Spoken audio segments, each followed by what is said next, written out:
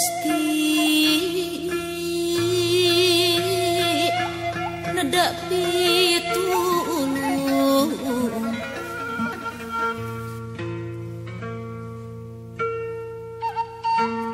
lulurung tujuh ngabandung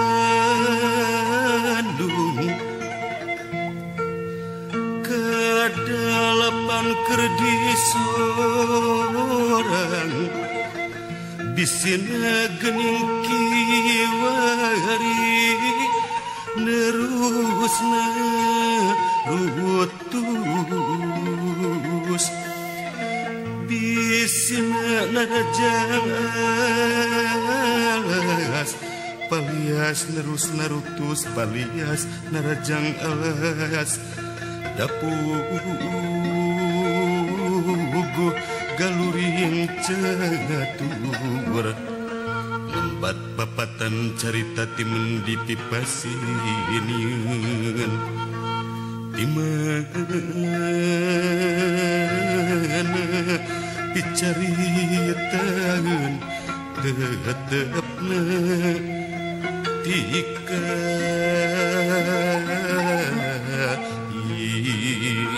iyangan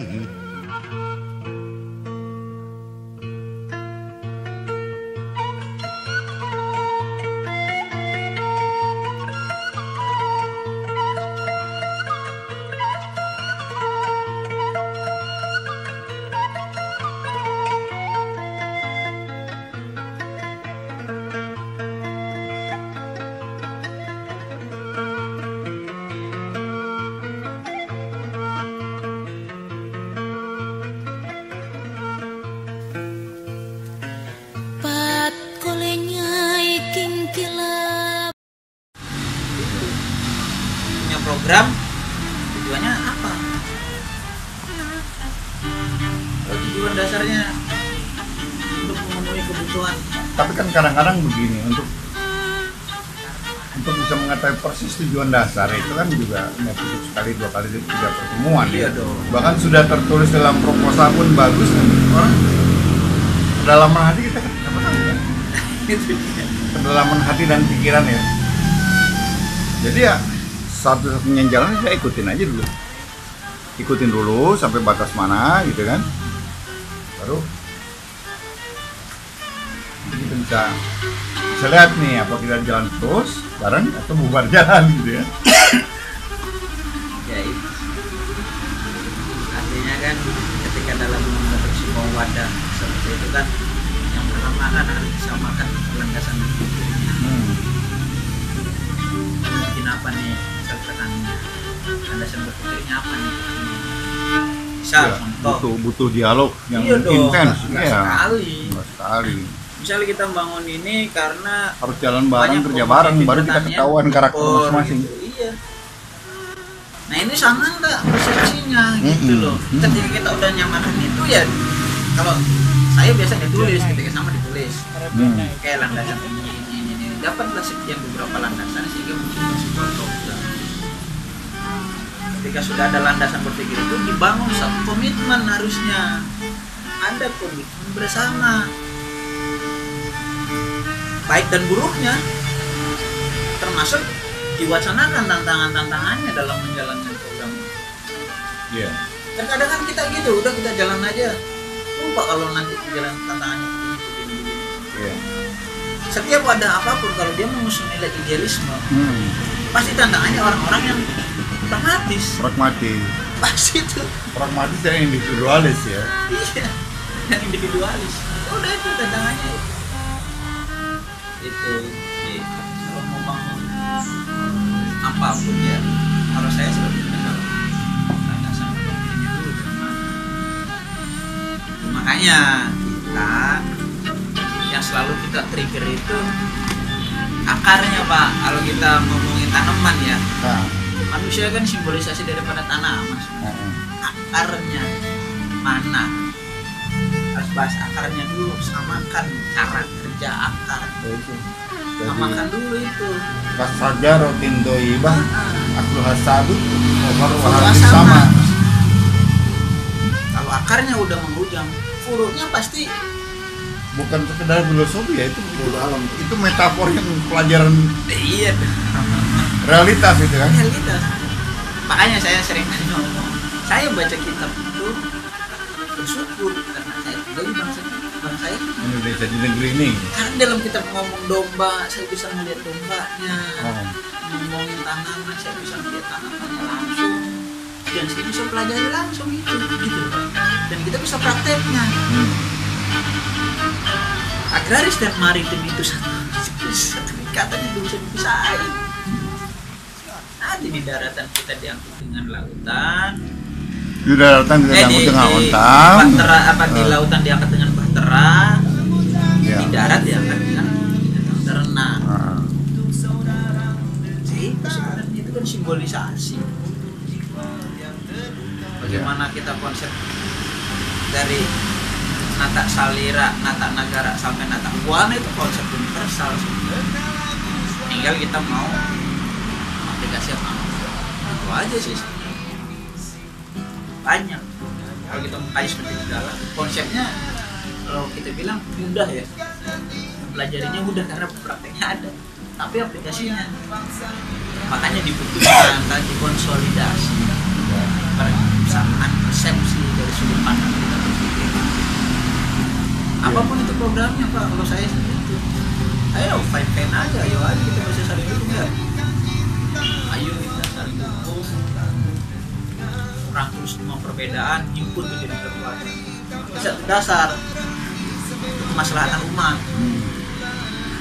Gak ada tujuan lain, bukan individu saya atau kelompok dan lain sebagainya. Ketika bicara kemaslahatan umat, maka harus semangat kolektivisme, iya, gotong royong. Jadi ketika landasan-dasarnya seperti itu, kita berjalan. Ya saya pikir dengan tantangan-tantangannya ya udah biasa. Kalau udah ngomongin kemaslahatan umat, rakyat.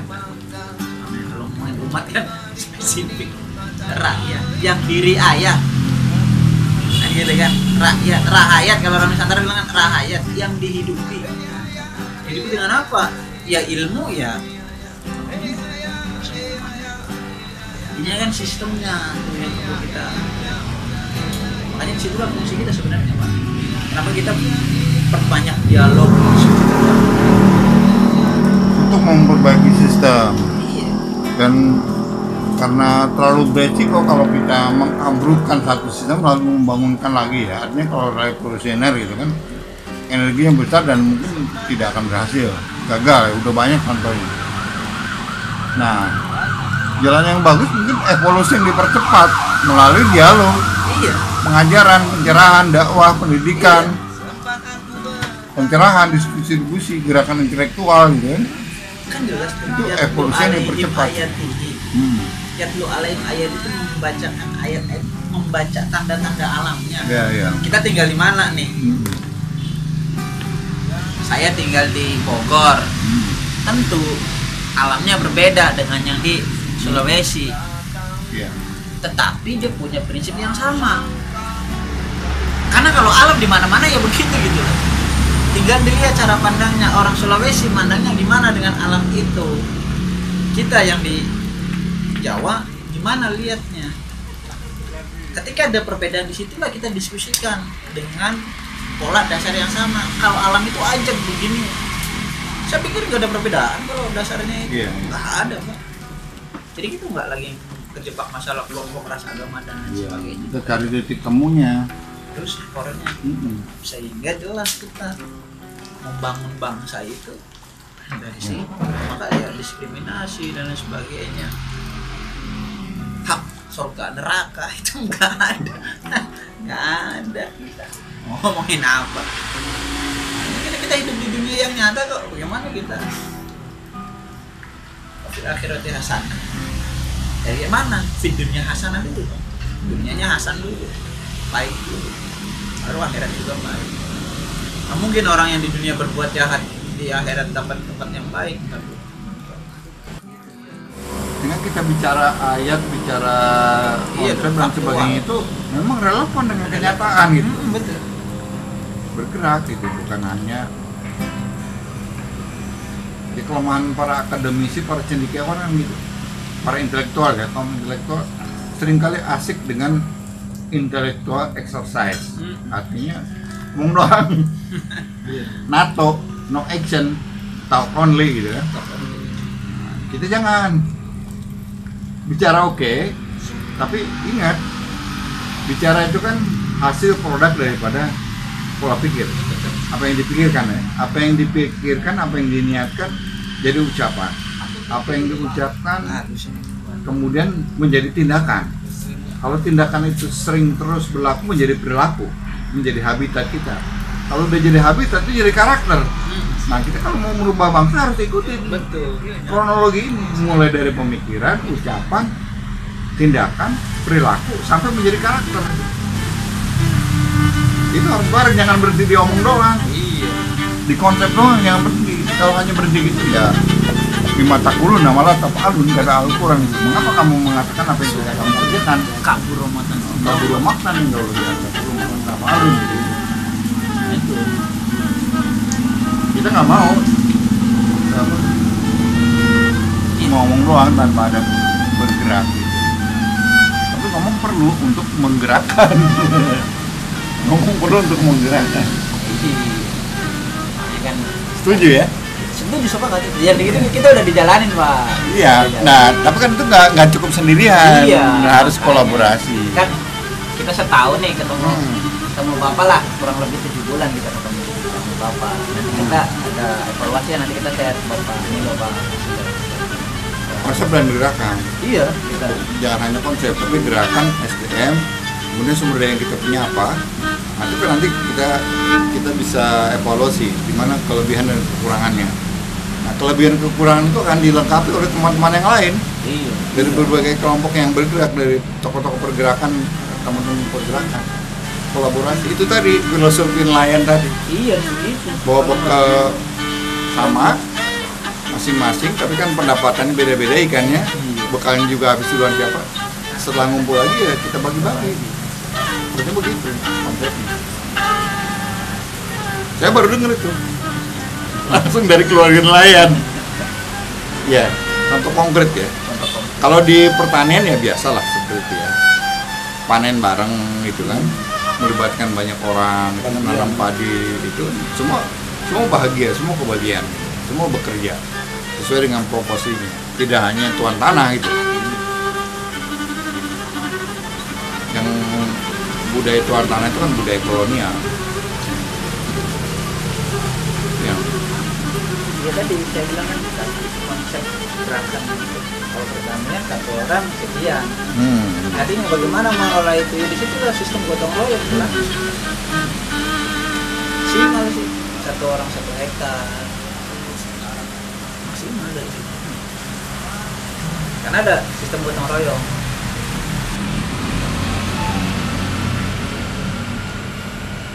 Oke. Pak Jalil. Oke. Itu kapan mau konkretnya gimana evaluasi tahunan itu? Tahunan apa tadi ada? Iya kita dari beberapa pertemuan dengan bapaknya ada evaluasi. Pencapaiannya nanti kan kita catat. Kalau nanti saya share ke bapak, gitu. Hasilnya ini loh yang kita dapat, termasuk metrik atau peta sejarah ya dari Kang Dalton. Beberapa filosofi dari hasil ketemu orang-orang tadi yang kita dirangkum lah ya, dibuatkan laporan perjalanan spiritual termasuk dan intelektual ya, bukan hanya perjalanan fisik. Termasuk nanti kita juga ada beberapa kajian dari hasil pertemuan itu yang memang bisa kita aplikasikan di tahun 2021. Ya. Ada filosofi yang selama ini kita nggak dapat kan. Nah, kita ketemu apa? Ini yang menyempurnakan perjalanan kita ke depan. Ya. Salah satunya yaitu kita dapat dari FPI itu kalau nanti. Jadi kita jelas targetnya ini. Kita akan coba susun program kerjanya, Pak. Ya mungkin ya kita bergerak tidak melalui organisasi MBI kan, Iya. tapi komunitas. Komunikasi. Komunitas. Karena yang MBI pun akhirnya kan saya pisahkan. Iya. Orangnya ke Dewan Adat. Dewan Adat Budaya dan Adat Nusantara. Yang mau terus, alhamdulillah sampai sekarang bertahan kan masih 240-an, 250-an gitu. Artinya apa yang kita diskusikan, yang kita bicarakan itu bukan sesuatu yang tidak ada gunanya gitu kan. Orang-orang top yang kita kumpulkan di sana itu juga merasakan manfaat daripada diskusi kita gitu. Jaringan silaturahmi, jaringan pertukaran ide, gagasan dan sebagainya. Ya kita inilah, ya sementara itu ya. Kecuali kalau nanti yang merasa ini punggawanya itu udah mulai terbuka gitu terhadap ide-ide kalangan bawah ini. Kita kan kalangan bawah ya. Gitu. Kita kan grassroots ya. Nanti dilihat Kita kan grassroots, kita berangkat dari bawah. Kerja saja. Kita ini kan pemulung hikmah, pembajak sapi betina, pembajak tanah gitu. Kan prinsipnya Orang yang bergaul dengan lumpur dan makhluk hukum ala baksuku karena siwangi. Prinsipnya itu Pak. apa betul. Jadi hal membangkitkan sebuah tatanan sama perihalnya Allah itu membangkitkan dalam satu jiwa kita. Kalau dijelaskan kan kita satu jiwa ini dari unsur saripatita, artinya yang berada dari bawah dimakan. Tentunya makan kan ada yang ngasih makan. Siapa yang ngasih makan? Orang tua kita. Artinya para pemimpin kita lah, kita kasih asupan itu dari bawah. Begini loh idenya, cara berpikirnya, sehingga terkumpul gagasan itu jadi wujudnya sperma masuk ke dalam suatu. Kalau saya prinsipnya yakin kalau apa yang kita lakukan insya Allah berhasil, tergantung konsistensi. Ya makanya butuhnya kita konsolidasi, ketemu sama ini itu dalam rangka menjaga semangat. Yang kedua, jalinan silaturahmi, bisobri wasolah, sabar, tawasobri wasolah, ya kan? tawanu alal birri wat taqwa. Iya. Istainulah, mintalah pertolongan dengan sabar dan sholat. Bisobri wasolah. Kita sabar menjalani aktivitas ini dan sholat. Silaturahmi banyak-banyak. Saya yakin itu berhasil, Pak. Yang penting kan kita komunikasi terus, konsolidasi, evaluasi, konsolidasi. Dan sampai nanti kita kehilangan momentum. Ya, Lu masa bangsa ini dia dikelola oleh bangsa lain. Repot kita. sekarang ancamannya itu Ancamannya itu, hancur bangsa atau kita. kita bangkit. Iya, itu. Hanya dua pilihan. Kalau kita, sorry ya, kita tergiring oleh penggalangan opini dari pihak musuh, jadi habislah kita. Wah, itu nanti kalau baca opini-opini itu ada nuain Memang ada, makanya Kang Yusuf Bahtiar tuh Kabupaten di Kalam dia kirim surat kepada Pak Presiden. Kalau bisa dihentikan, dikendalikan, bahaya. dikendalikan ininya apa, dikendalikan medsosnya itu. Karena kayaknya memang mau revolusi itu, revolusi yang mau menghancurkan pemerintahan Jokowi dan negara kita Ini dengan mau- bendera Islam. Gue sih pas menghadap saya bahaya. Jenggot. Ini kan jenggot Papua bukan Saudi. Ya. Itu dia.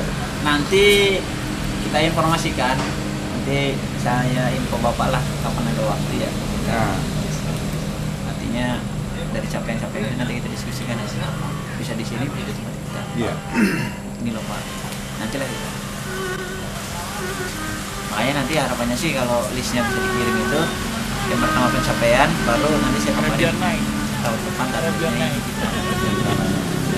Kan kita masih ada spare waktu buat, jadi bapak bilang kan cari dulu datanya nih toko nih, basicnya apa segala macam. Kita cari. Iya. Mari kita nanti berapa sih yang nanti kita targetkan tahun 2021 ini, cendekiawannya berapa orang. Tentunya nanti saya konfirmasi sama bapak ini seperti ini. Iya. Karena kemarin kesimpulan kalau ngelibatin bapak kasihan. Ya Pak, ayo jalan kasihan sama bapaknya. Kalau kita jalan sendiri yang penting bapak mentoring dari belakang. Iya. gitu loh. Sekali-kali aja. Iya, sekali-kali aja. Kalau Kasihan ada gitu. yang memang harus saya dampingi, saya siap bantu dampingi.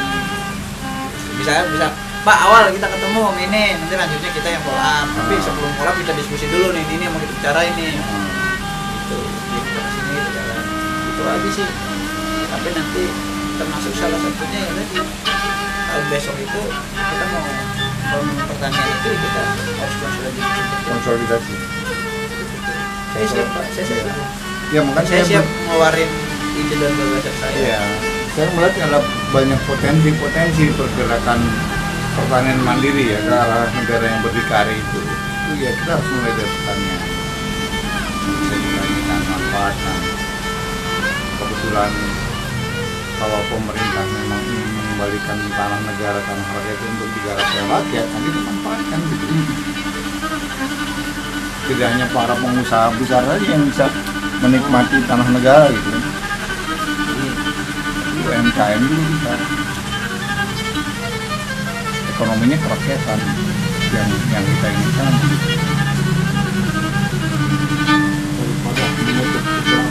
Daripada menutup kegelapan, lebih baik kita bergerak menyalakan lilin, menyalakan lentera gitu, memberikan Daripada menutup keadaan, mari kita song-song. kita rubah keadaan. Ya. Karena keadaan itu bagaimana kita mempersepsinya dan merekayasanya, rekayasa sosial engineering. Saya lebih setuju dengan gerakan social engineering dibanding revolusinya model HPI. Revolusi alat omong doang gitu kan. Aduh, pas giliran yang ini. Jadi saya mau bicara jadi kosmos ya. Ntar saya di dulu. Nah itu ujian. Sejauh mana Anda bertawakal kepada Tuhan? Siap syahid. Ya? Yang penting nggak sangit aja Pak. Jangan mati sangit. Iya. Kalau sangit ya. Syahid itu kan nanti menyaksikan kebenaran apapun resikonya gitu. Sebagai saksi kebenaran. Ya saksi kebenaran, saksi al-haq gitu bahwa Tuhan itu maha benar dan apa yang diajarkan adalah benar dan kebenaran yang diajarkan bukan kebohongan. Kalau kita hanya mengatasnamakan kebenaran tapi kebohongan yang kita kerjakan. Dan kebenaran tidak akan lenyap ketika diuji. Betul. Karena kebenaran bisa diuji. Makin diuji makin kuat. Iya dong. Iya harus gitu. Makin dulu bukan diuji cari dompengan Pak. Bukan. Diuji diminta pertanggungjawaban malah kabur.